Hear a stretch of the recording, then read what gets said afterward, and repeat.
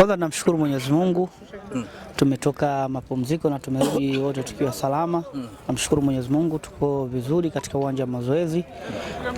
Siku zote hakuna mtu ambaye anaweza kusema anaenda kufa vitani.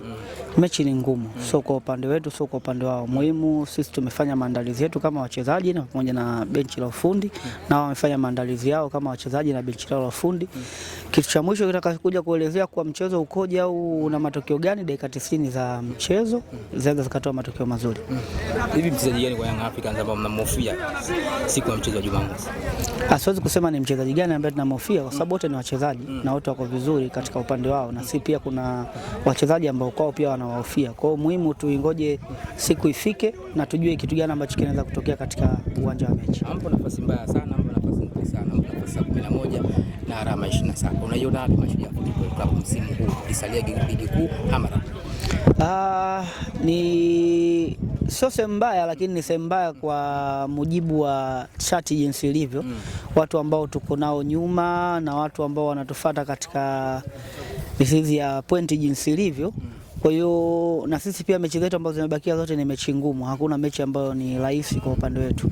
Muhimu kujitoa na kujituma, na tushakuwa na malengo kuwa katika mechi 5 zilizobakia tunahitajika kupata pointi ngapi ili kuendelea kubaki katika ligi kuu. Salamu wana Mashujaa.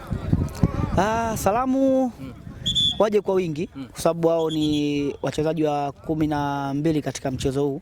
Kwa bila wao hatuwezi kufanya kitu chochote katika uwanja huu. Wao ni watu muhimu sana katika mchezo wetu wa kishukutwa. Naomba jitokeze kwa wingi.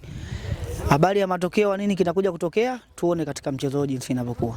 Tutarajia mchezo wa aina gani, labda kasi nini kutokana na maandalizi jinsi mlivyojiandaa?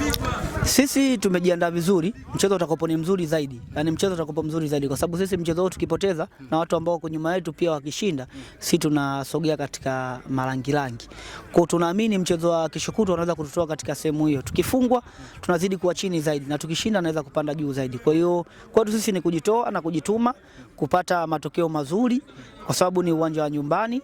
Kwa hicho ndio kitu kikubwa sana kwetu ambacho tunakipendekeza. Kuna historia nzuri na Djigui Diarra, tutarajie nini kwenye mchezo huu wewe binafsi? Kutarajia au kututarajia ni maamuzi ya mwalimu, kwa sababu mwalimu ndio ambaye anapanga nani acheze na nani asicheze. Kwa hiyo yeye mwalimu ndio ambaye atakuwa na kipindi kizuri. Mimi kwangu siku zote waga nasemaga hata nikipata dakika moja ya mchezo kwangu ina faida kubwa, kwa sababu maisha ya soka yanabadilishika ndani ya dakika chache sana.